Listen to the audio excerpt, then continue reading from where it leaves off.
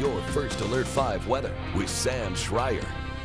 Monument Hill, this is our camera there. If you are driving on the road, you are not supposed to be there. I-25 from Woodman Road to Denver is closed, including Monument Hill. The plows are not even there. This is going to turn into a snow-covered parking lot. That's what it is. It's bad up there. Visibility is from this camera to the bridge, and that is it.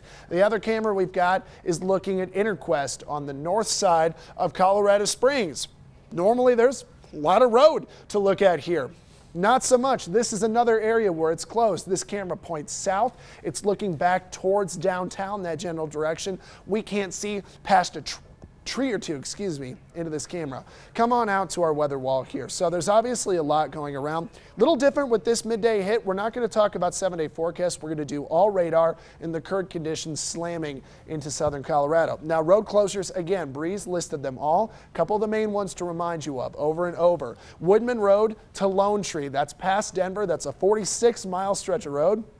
I-25 is closed in both directions. Woodman Road to Lone Tree. We keep hitting power flashes from this storm. In our newsroom, if we go off air for a brief second, that's why. If you see that in your house, you'll know what's going on too. Highway 24 from Springs to Lyman is closed due to extreme conditions on Highway 24 on the road. Highway 94 east of the Springs also hitting closures out to 287. I-70 from Denver to the Kansas border is closed. Highway 24 in Woodland Park, we had Allison out there. Extremely dangerous conditions to drive around. She was showing that as well. People were still doing it. Visibilities are low and things are only going to keep getting worse for a while. Now let's dig in.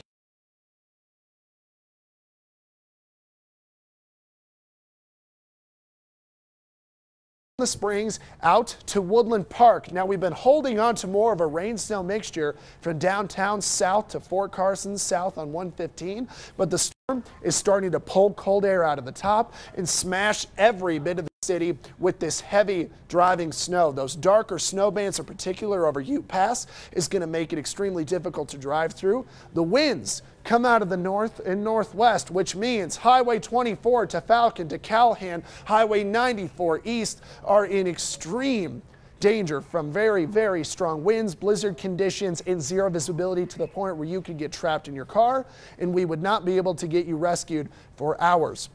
More locally, into the Springs, the Broadmoor getting slammed with snow. Those of you in Manitou Springs, west through Cascade, Green Mountain Falls, it's bad. Up to the northwest part of town into the Blodgett Peak area, extreme snow. Out on Nevada, south you go, it's a little bit better. It gets wet, but that's going to change over to snow. Academy from kind of the central part of town up north around Platte, north to Briargate is bad. Highway, 21, which is Powers, especially getting into the northeast side of town where Woodman connects with Powers. Extremely dangerous snow out in that part of the region. Down south into Pueblo, we have got a lot of rain out there in Pueblo, and on top of everything, we've got strong winds. Highway 160 east or west is closed. That's Levita Pass. Finally, just real quick, we've got a little bit of rain to the plains. Wind gusts are in the 70-mile-per-hour range in the Springs, but Bree, look across the rest of the area.